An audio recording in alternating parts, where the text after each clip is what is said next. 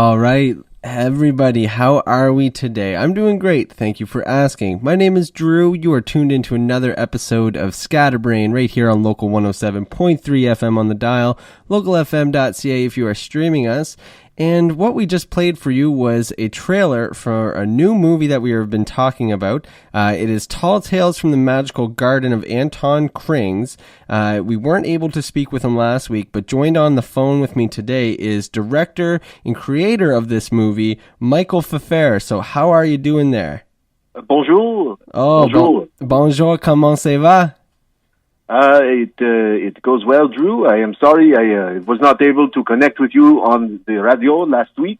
My Peugeot was driving through several tunnels and my wireless, she does not work. So here we are. Oh, well, hey, better late than never, and I'm so happy to have you joined with me today. So first and foremost, we played the trailer for our listeners, and we got to ask.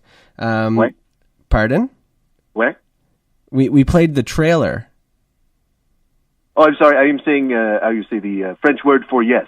Wait. Oui. Okay, I gotcha. I'm sorry if it's a bit of an accent, but that is what I'm saying. Oh, that's okay. You know, in this diverse world that we live in, it's important for us to be able to speak with more than language. So I appreciate you joining me today, even though, hey, I apologize that I'm not able to speak your language. That's it goes both ways. So I apologize to you too. This apology has been a long time coming, so I thank you. Hey, no problem. But to get back to what we're talking about here, the movie in question, Tall Tales from the Magical Garden of Anton Krings. So first and foremost, I want to ask you, what inspired you to tell this story? A lot of people would kind of suggest that a story about a cricket isn't going to sell, but based on the box office numbers, I got to say, I'm pretty impressed. Yes, it made 220 American dollars at the box office, and it is not a surprise to me. Wait, sorry. Did you say $220? $220, oui. Okay, because in my notes I have 220 million. No, it is just $220 million. Okay, modest. I like it. Yeah, that's pretty crazy. But you see, it does not surprise me because I was the original writer for the script for Tall Tales from the Magical Garden of Anton Krings. And I present my script, they work hard on it, and they say, no, we cannot use this. And then they do what you see in that trailer that you just played. Okay, so there's a little bit of disparity between you and the studio, it seems. No, not just a little bit of disparity. It is completely different from what I wrote. Okay, different how, I should ask? Well, you see, when we are putting together the film, Anton Krings, he's famous all over France, where I'm from, for his stories about talking crickets. Right. And he comes to me, he says, Michel Fefère, I need you to write a script. I need you to make me a great French film about this cricket. And I say to him, okay, I will make you a classic French film about this cricket. And I thought it would be okay, but I turn in my script to him. He says, oh my God, this is disgusting. How can you do this? This is a movie for children. And I say, I am trying to tell a story with a cricket for you. So, okay, I'm a little confused here, so I'm going to need some more elaboration because the trailer that we just watched for the movie, Tall Tales from the Magical Garden of Anton Krings, to my understanding, you were the director of this film. Are you to tell me that you only had wrote the story? Well, I was supposed to direct, but after they saw my scripts, they cut me away. Okay. And I do not understand why. My movie would have been much better. It would have been a story that people of all ages could enjoy, and I am very sad that it did not see the light of day. Because this movie is about a cricket who is he's not a magical cricket. He is a cricket who is also a magician who is in a town of bees. And he is to help the queen bee, but the queen bee gets kidnapped, and basically Anton Krings is to help save the hive from the evil grasp of the wasps. Yes, and you see, me and my script started in the same place. Would you like me to explain the story of my original script, the masterpiece that was not produced? I would be more than elated to hear it. Okay, so pretty much the same there. The cricket, he starts out, he wants to do magic. He is an orphan. He was orphaned as a young cricket when a lawnmower ran over his family. Oh, that's terrible. And so he was adopted. I'm sorry? Oh, I was just speaking on behalf of my emotions. That I was shocked that would happen to him. That is life, and life is very painful. Of course it is. So he is eventually adopted by a slug. He is also abandoned. His wife has left him because he is always leaving a slime trail everywhere, and she finds that disgusting. What's the slug's name? Jean-Paul. Jean-Paul, okay. I just want to follow. I'm just writing notes here just to follow along here. Oui, bien sûr. So Jean-Paul, he adopts the cricket, and unfortunately, when the cricket is just a boy, he is of course wanting to do magic, like in the movie you see now. But his slug adoptive father is gravely injured when some horrible children pour salt on him. Oh my God! That's and terrible. So the slug, he leaves a slime trail to his deathbed, and he says to his cricket son, "Now you will be alone in the world, as must we all be with full knowledge of the grave that is open for us." And then he dies. What? I'm not sure where in the process this happens, but what was the rating on this film? I think in America it would be an NC-17, which is the equivalent of a G rating in France. Oh, wow.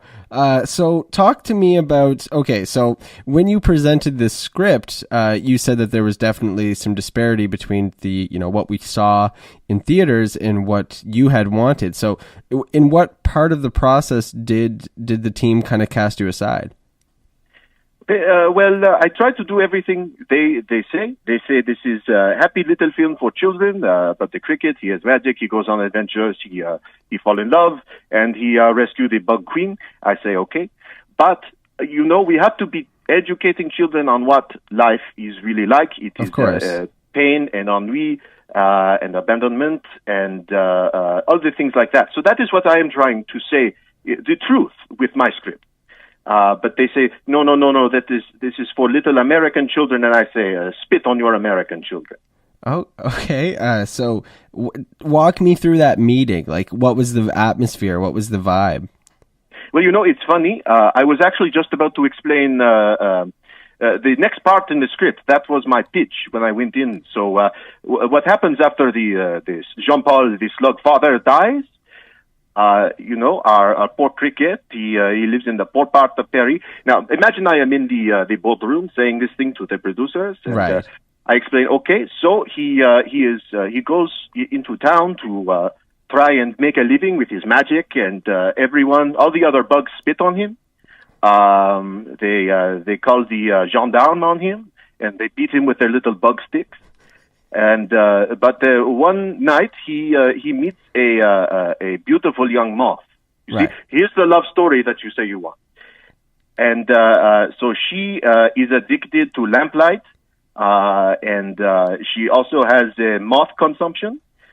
But they begin a torrid affair until finally the moth is driven crazy by the sounds of his stupid little cricket legs. And she says, "I hate you. Every minute I'm with you, I despise myself, but I despise you more." And then she flies off to live on a screen door in Berlin. That sounds strikingly familiar to a movie that I just have to. I don't mean to do this with you, and I understand that people can have parallel thinking, but this reminds me a lot of the movie, the 2002 drama thriller Unfaithful. Are you familiar with that film? With Richard Gere? Yes, Richard Gere. Yes. And that's, the more you describe your film, I'm definitely getting elements of Unfaithful in it. It is funny you should say that. This script was inspired by many erotic thrillers, of which Unfaithful was but one. I am trying to do what is popular with the kids today. So, of course, it is erotic film starring Richard Gere, Diane Lane, and all the rest of the Unfaithful gang. Yeah, everyone in that movie is unfaithful. Every single last one of them. and that everyone in this movie is also unfaithful too. His moth girlfriend, she was also seeing a rich stick bug, and that contributes to the atmosphere and theme of class struggle in this film. So in your version of this film... In my version. In your version. In my version. What was the name of the cricket? Was it still Anton Krings? The cricket had no name because I wanted him to be a non-entity. I wanted the audience to also feel a sense of hatred towards him. So yes, he does not deserve a name. Okay. So how did you get around that in the script? Like how were you able to, have dialogue with this character? They would just yell at him, and also instead it points where when I'm writing the script, I put in a name, a placeholder name, but when I do my final draft, I remove it and just have the character spit where they would normally say his name. Ah, of course, as that they do that in France. Oh, certainement, oui. I know this all too well. So, I have been a spitter and a spittee. Oh, well, that's, both sides of the coin. I do have a question, and I'm not sure if it's relevant now. But Vas-y.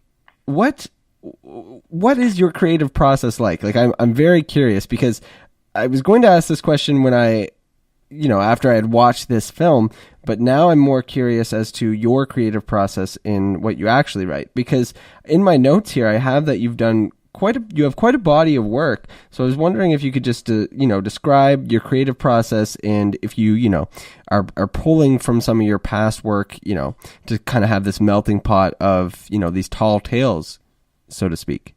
Oh, oui. My creative process is, I go to my pied-à-terre, my apartment in the 13th arrondissement of Paris. And I go there, I have a carton of Gauloises, and I smoke them nonstop. And I blot out all natural light so I can just focus on the suffering of my character. And so does your work usually, is it based on, these small insects, or do you write people? Do you write space stuff? Like what, do you box yourself into a genre, or do you just sort of write what comes to you? Well, the big theme of my writing is that humanity is no better than insect. So I made my name on the scene with, I did the first draft of the script for B-Movie by Jerry Seinfeld. No way. Yes, he was coming abroad in France, and I said, what's the deal, Seinfeld? We thought that was very funny. So I introduced myself. I say, hello, I am Michel Fefère, the French novelist, the script writer. I also have a podcast. And I say, I would like to do this B project with you. But it's funny that you mentioned it. He also rejected my original draft for the same reason. Okay. See, let's rewind back to 2007. If you would have, pitched me that idea, I would have ran with it.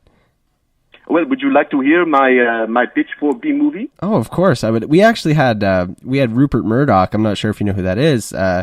Founder and COO of Fox News Enterprise. He was actually on the show and did a live reading of the script. We did a table read together. Oh, yeah. So Rupert and I are good buddies. Yeah, well, okay, so you're familiar with the plot of B-Movie as it is. You have Barry B. Benson, the little bee, oh, I love Barry. By Jerry Seinfeld. Well, you know how the whole time he is sort of looking for a girlfriend, and he finds it in a human woman, played by Renee Zellweger. Right.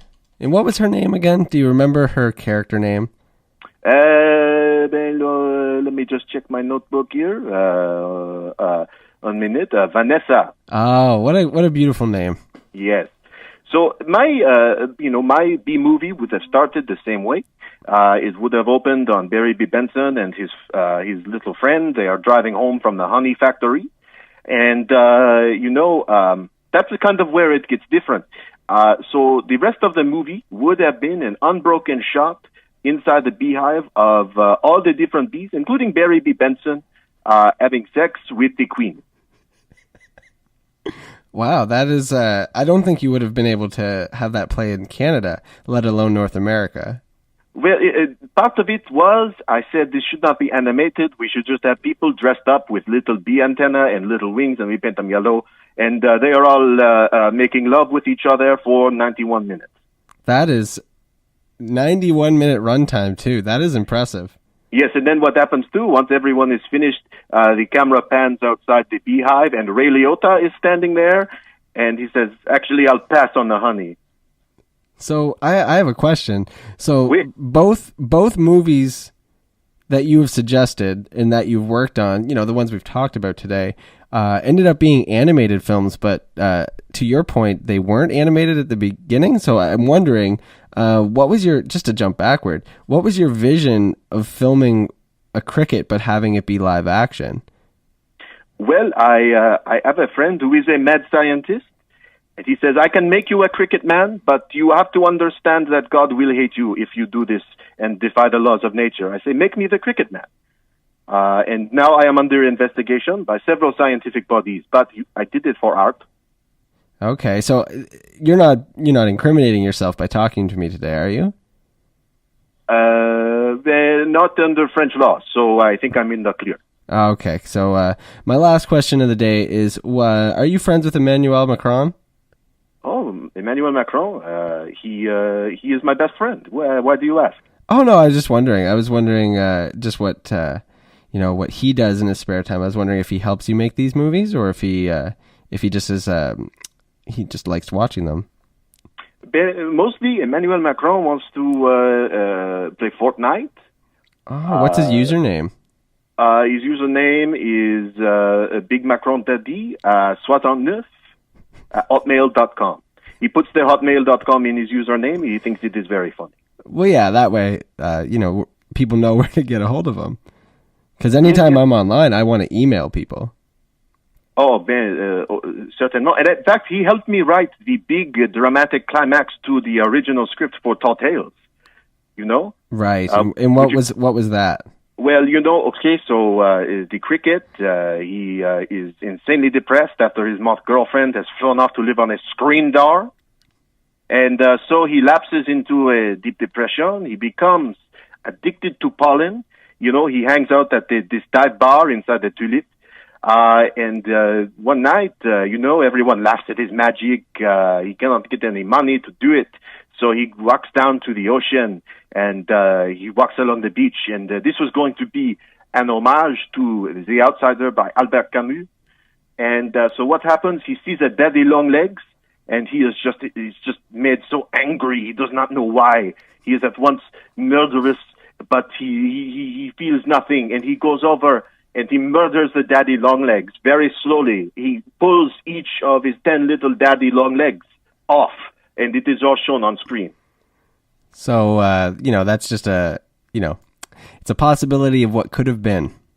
Wait, but, I have a new project coming out. Yeah, what's the new project? What's your plug? I'm rebooting All Dogs Go to Heaven. Okay, and how are you rebooting it? Like, what are you doing? Is it a straight remake, or are you kind of continuing, or what's going on? Well, let me tell you, it is called All Dogs Go to Heaven, but in this version, my version, they do not. Okay, where do they go? Try and guess. Do they go to hell? Wait. Oh, man. It is just 2 hours.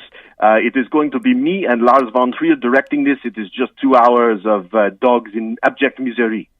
Okay, well, I think that's as much as I can handle for today. I really do appreciate you calling us, staying on the line for as long, a nice 20-minute interview. I appreciate that.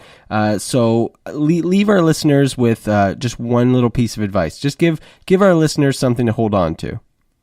Well, if you are trying to write and you are sitting in front of your typewriter and that blank page is mocking you silently, as you strain to put your life into words, do what I do. Bang your face into the typewriter over and over, and once you clean the blood off, you will have some sort of text there, and you can just start with that. And you heard it right here first from Michel Fefère. Beat your head off that typewriter until it bleeds. I super appreciate you calling, and hopefully this isn't the last time we speak.